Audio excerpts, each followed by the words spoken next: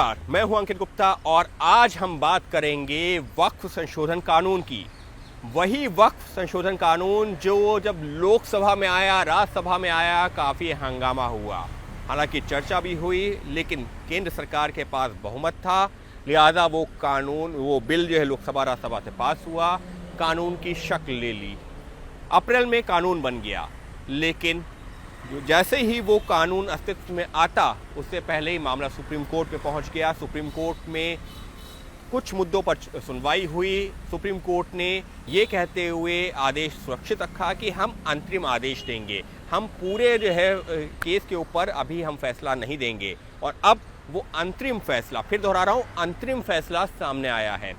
इस अंतरिम फैसले के बाद में जो चीज़ जो कहा गया, जो याचिकाकर्ता थे, जो मुस्लिम पक्ष थे, उनकी तरफ से कहा गया कि देखिए, जो हमारी सबसे बड़ी मांग थी कि कोई भी व्यक्ति वक्फ कर सकता है, उसको सुप्रीम कोर्ट ने एक तरह से मान लिया है, क्योंकि जो कानून था उसमें ये कहा गया था कि आपको ये साबित करना होगा कि 5 साल आप मुसलमान रहे हैं, 5 साल से आप कम से कम मुसलमान हैं, यानी कि प्रैक्टिसिंग मुस्लिम हैं, तभी आप वक्फ कर सकते हैं। जबकि पहले ये था कि कोई भी व्यक्ति कर सकता है, और फिर चाहे वो किसी भी धर्म का क्यों ना हो। तो याचिकाकर्ताओं ने कहा कि यह तो बहुत बड़ा फैसला आ गया है, हमारे पक्ष में हो गया है।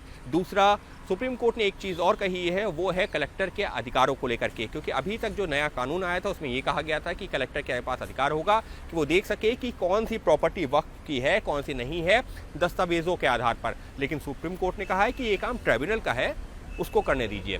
तो फिलहाल यहाँ पर कलेक्टर के अधिकारों को लेकर के जो सवाल उठ रहा था, कोर्ट ने कहा है कि जो ट्राइब्यूनल में मामले चलते हैं वो उसी तरह से चलने चाहिए।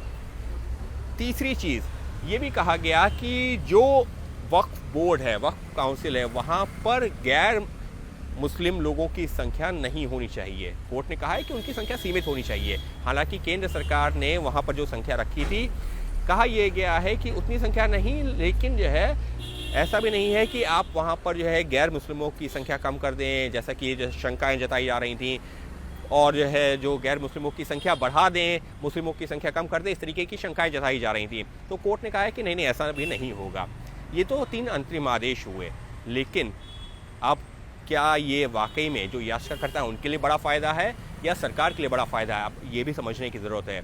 देखिए, ये तो वो 3 आदेश हुए जो सुप्रीम कोर्ट ने अपने फैसले में कहे हैं, लेकिन इस फैसले का व्यापक असर क्या होने वाला है? इस फैसले का व्यापक असर ये होने वाला है कि जो वक्फ संशोधन कानून अब तक अस्तित्व में नहीं आया था, वो अब पूरी तरह से अस्तित्व में आएगा, सिर्फ इन 3 बिंदुओं को छोड़ करके। जी हाँ, वक्फ संशोधन कानून अब पूरी तरह से अस्तित्व में आएगा, सिर्फ इन 3 बिंदुओं को छोड़ करके। और उसमें भी जो सबसे महत्वपूर्ण चीज़ है, फिर दोहरा रहा हूँ, सबसे महत्वपूर्ण चीज़ है, जो कि शायद जो मुस्लिम पक्ष है, हो सकता है आने वाले दिनों में जो है सुप्रीम कोर्ट में फिर याचिकाएं दायर हो जाएं, वो है कि रजिस्ट्रेशन करवाना ज़रूरी होगा। जी हाँ, वक्फ से जुड़ी हुई कोई भी संपत्ति, उसका रजिस्ट्रेशन करवाना ज़रूरी होगा।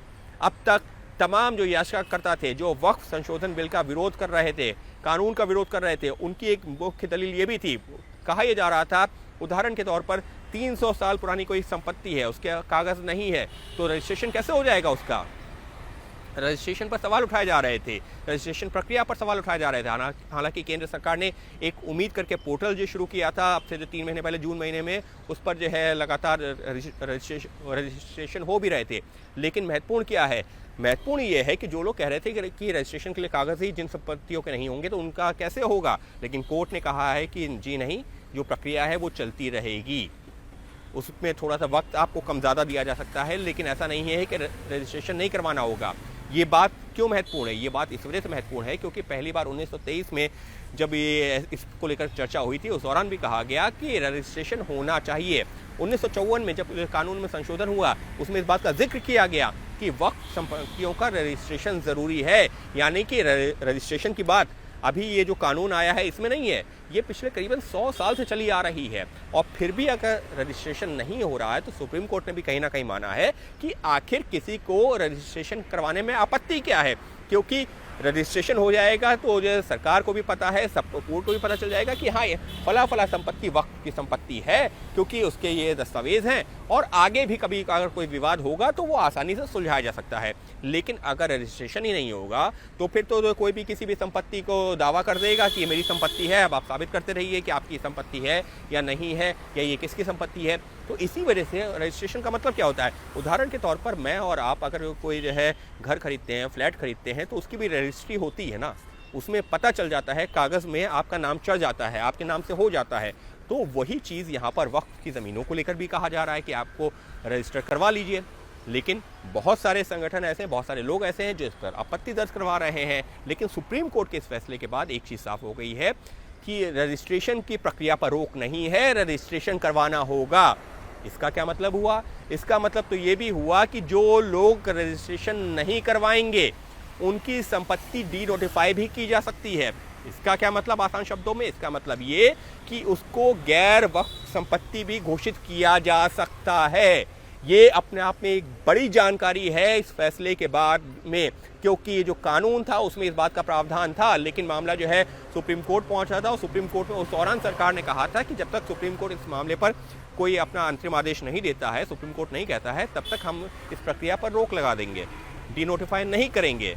लेकिन अब तो डी नोटिफाई भी हो सकता है, क्योंकि सुप्रीम कोर्ट ने अपने आदेश में इस बात का जिक्र तो किया नहीं है, जो अंतरिम आदेश है। तो ऐसे में अब महत्वपूर्ण क्या होगा? महत्वपूर्ण यह होगा कि उदाहरण के तौर पर दिल्ली शहर के कनॉट प्लेस में एक संपत्ति है जो वक्फ की संपत्ति है, लेकिन उसका रजिस्ट्रेशन नहीं होता है, तो फिर जो संबंधित अधिकारी हैं वो उसको डी नोटिफाई कर सकते हैं, यानी कि कह सकते हैं कि ये वक्फ की संपत्ति नहीं है, क्योंकि इसका कोई कागज़ नहीं है, इसका कोई रजिस्ट्रेशन नहीं हो रहा है। हालांकि उसके बाद जो मामला ट्राइब्यूनल में जा सकता है, कोर्ट में जा सकता है, वो एक आगे की प्रक्रिया है। लेकिन सुप्रीम कोर्ट के इस फैसले की जो सबसे महत्वपूर्ण पहलू है वो यही है कि अब रजिस्ट्रेशन करवाना अनिवार्य होगा। अगर रजिस्ट्रेशन नहीं होगा तो वहाँ डी नोटिफिकेशन की प्रक्रिया हो सकती है। डी नोटिफिकेशन का मतलब ये है कि जो वक्फ की जो मान्यता थी वो उस ज़मीन का जो कब्ज़ा था उसको गैर कानूनी ठहराया जा सकता है। उसके बाद मामला जो ट्राइब्यूनल और कोर्ट में चलता रहेगा, वो आगे की प्रक्रिया होगी, वो ट्राइब्यूनल और कोर्ट अपने हिसाब से तथ्यों को देख करके तय करेंगे। तो ये एक बड़ा पहलू है। इसके अलावा जो है जो वक्फ संशोधन बिल में जो कानून की शक्ल ले चुका है उसमें तमाम और चीज़ों का जिक्र किया गया है, वो भी उसी तरीके से लागू होती रहेंगी।